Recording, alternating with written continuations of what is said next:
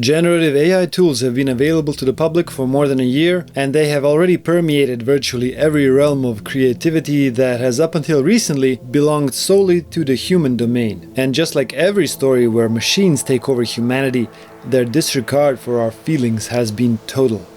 Regardless of how you feel about AI, no amount of Reddit rage, negative press, or lawsuits have been able to halt its rapid expansion and continued development. Since it doesn't look like AI tools are going anywhere, it's time to take a long, hard look at how their influence is going to pan out for us musicians in the coming years. We'll be discussing what makes human-made music special and how we can use our humanity to always stay one step ahead of whatever the latest bit of technology is able to concoct.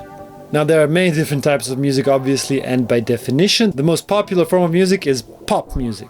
Now, to my ears, modern pop music already looks and sounds artificial, for the most part. Perfect pitch and timing in pop music is something that's often achieved or at least enhanced artificially. And AI will only speed up and simplify this process for pop producers. Since it's no huge secret that the biggest quality that a pop star brings to the table are their looks, this naturally leads us to artificial artists.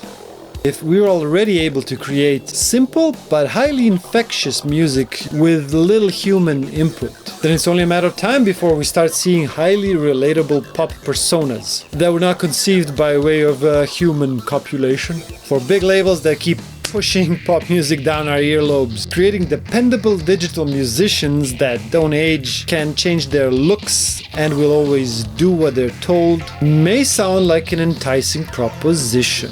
And to me, that seems like the next logical step in their quest to deliver the maximum possible value to shareholders at any cost.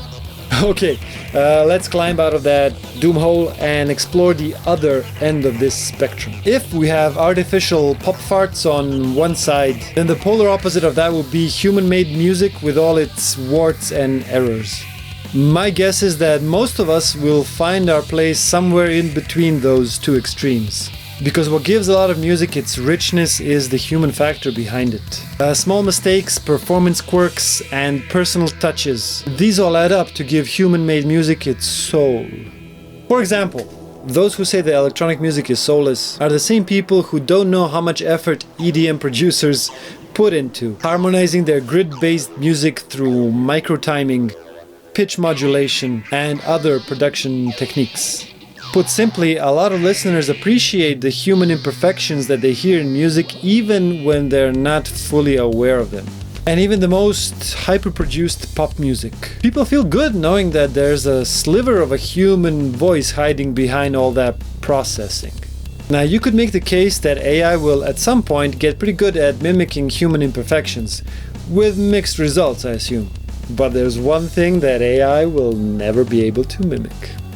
Before we get into that, I'd like to ask you to like this video so that the gnomes working in YouTube's data centers can get the hint that this video should be shown to more people. Hvala. The simplest way to show your humanity to your audience is to show yourself. Telling your story and showing a part of your process helps people create a deeper connection to your music. It's as simple as that.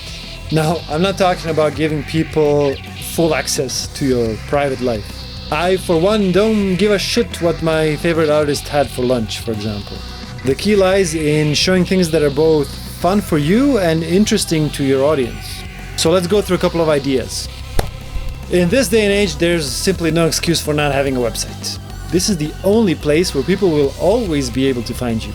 MySpace, Facebook, and other social media platforms come and go, but your website is where you have full control. Showing your bio, music, and content info on the website is pretty standard stuff. But there's nothing stopping you from going deeper. For example, there's a secret section on my website where I discuss the backstory of each song from my latest album and provide deeper context to the listeners. Your gear list, fan art, interviews, social causes, these are just some of the things that you can show exclusively on your website. Think outside the box, figure out what makes you and your music special, and you'll be well on your way.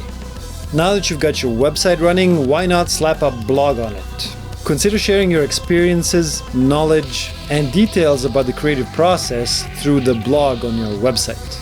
Bonus points for using AI to help you write, which could lead to decent SEO placement just in time to see the entire SEO industry get replaced by Google Bard.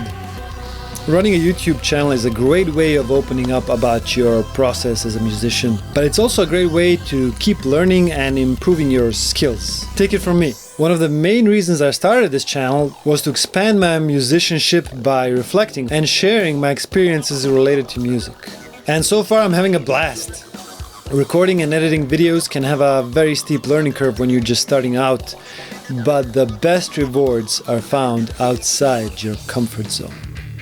A more relaxed way of sharing through video would be just firing up the webcam and sharing your jam sessions, rehearsals, or holding a Q&A with your audience or other musicians. It's not something that I've been tempted to try so far, so I really can't speak from experience yet. But let me know down in the comments what topic you'd like me to do a live stream about if you're interested. Now, those are just a couple of tried and true methods for showing the world your creative process, thereby proving your humanity. But you don't have to limit yourself to that. Think outside the box and try to figure out what would especially resonate with the people who enjoy listening to your music. My guess is it's something that you'll also enjoy doing. The moral of the story is, express yourself through music and share it with others. If you've enjoyed this video, then please share it with other musicians, and I'll see you in the next one.